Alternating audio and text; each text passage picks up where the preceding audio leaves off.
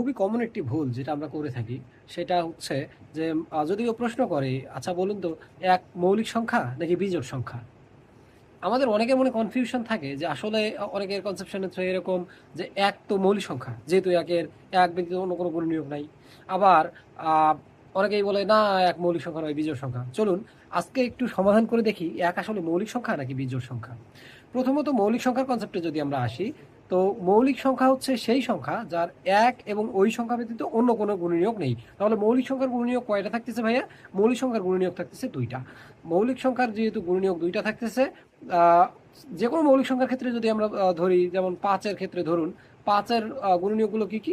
পাঁচ এবং এক। দুইয়ের গুণনীয়কগুলো কি কি? দুই এবং এক। তেরোর গুণনীয়কগুলো কি কি? তেরো এবং এক। কিন্তু একের গুণনীয়কগুলো কি কি? শুধুমাত্র এক। তাহলে একের কয়টা গুণনীয়ক থাকতেছে? শুধুমাত্র একটা। সো একের এই একটা মাত্র গুণনীয়ক, এইটা তো মৌলিক সংখ্যার মধ্যে আমরা পাইনি। কি বলছিলাম?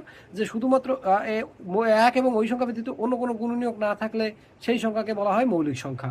বাট একের যেহেতু শুধুমাত্র এক ব্যতীত অন্য কোনো গুণনীয়ক নেই, তাহলে আমরা এককে বলতে পারি এটা হচ্ছে একটা বিজোড় সংখ্যা। এক মৌলিক সংখ্যা নয়। তাহলে সর্বনিম্ন মৌলিক সংখ্যা কত? একের পরে আসে দুই।